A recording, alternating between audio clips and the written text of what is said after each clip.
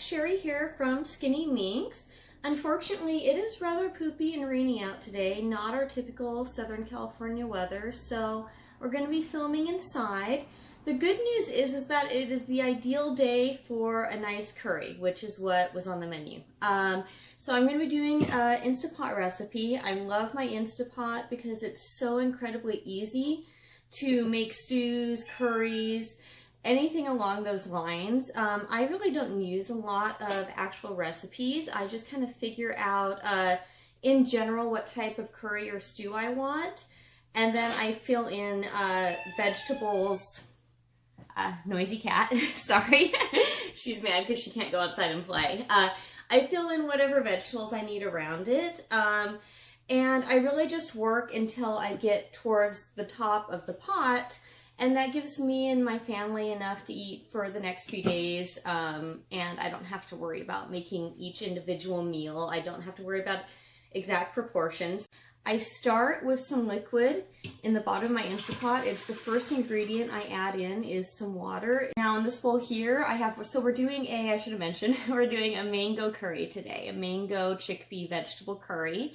I had some extra mangoes from the market, and I thought that this would be a perfect way to use them. So in this bowl here, I've chopped up 1 onion and about four baby peppers. I like the little baby sweet peppers, nothing hot because I have a bunch of spicelesses in my family. If it's too hot, then I'm the only one who eats it. So I'm just gonna dump those into the pot. I also have chickpeas. You can either use canned or dry. If you use dry, definitely make sure to rinse them off well.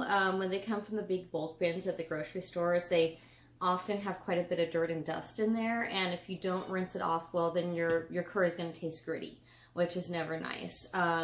So I've got dry chickpeas. I'm going to add about 1 cup in. I want my recipe to be more about the vegetables than chickpeas, so I'll add in about 1 cup, and then if I have room after I've added in all my veggies, then I might put some more chickpeas in to bulk it up. But we got quite a few nice veggie and ingredients plus the mango to add in. I chopped up 1 sweet potato, adding that into the pot there, and 1 mango. Again, you just skin it and rough chop it. I'm not too particular about anything that I chop for the Instapot because it's all going to boil down together anyways, and form a nice thick sauce. So, you know, nothing too big because I don't want huge chunks of food, but you don't got to be finely dicing ingredients. The beauty of the Instapot is you don't have to be exact, and it still comes out tasting great. So 1 sweet potato, 1 mango, then I've got about 1 cup of asparagus, again just a rough chop like that, and about 1.5 cups of green beans. I had a bunch of green beans in the fridge that I needed to use. And all you got to do is pull the woody stems off because those are not nice stuck in your throat. They won't soften up, just the little tips. But once you get the woody stems off, I just snapped them into thirds. They're ready to go. I've got about 2/3 of a punnet of button mushrooms. These are baby portobellos.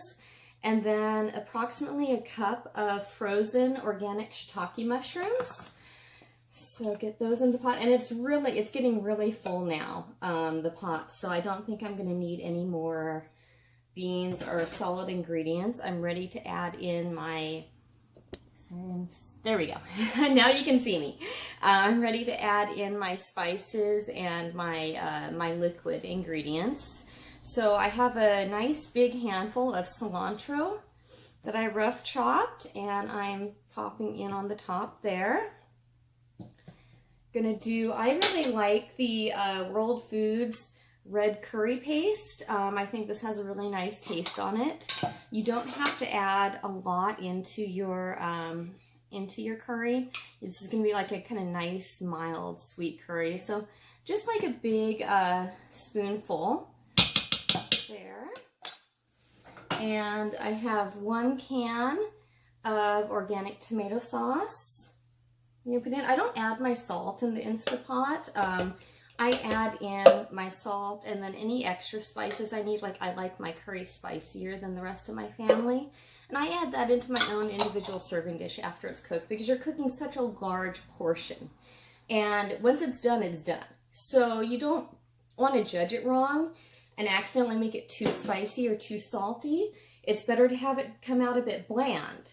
And then you add your spices in at the end into each individual portions. That way you make sure that you're not ruining your recipe. So, got my little Instant Pot lid here. I want to make sure that I have the little valve at the back towards sealed, not venting, so that I can pressure cook it.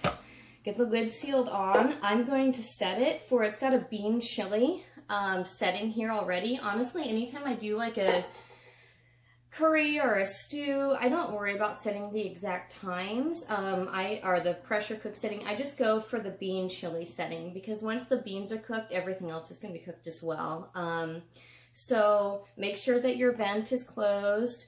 Set it for the bean recipe. If it starts to overheat, just stir everything up and put it on slow cook until it's finished. It really just adds maybe another 20 minutes to the recipe because the burning isn't something that happens right away. It's something that happens towards the end, and you just need to mix everything up and cook it for a few extra minutes.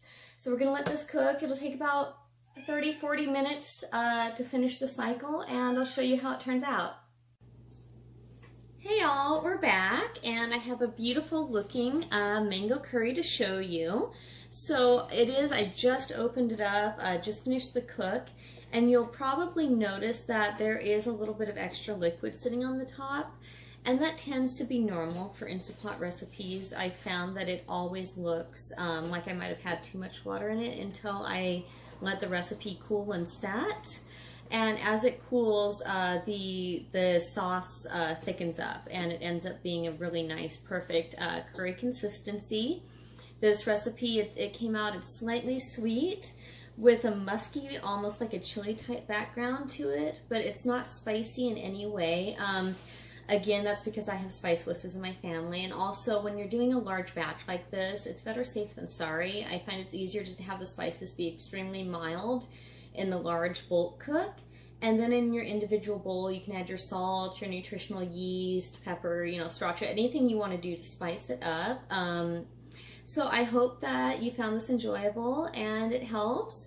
Any questions or comments, let me know, and have a beautiful day. Thank you.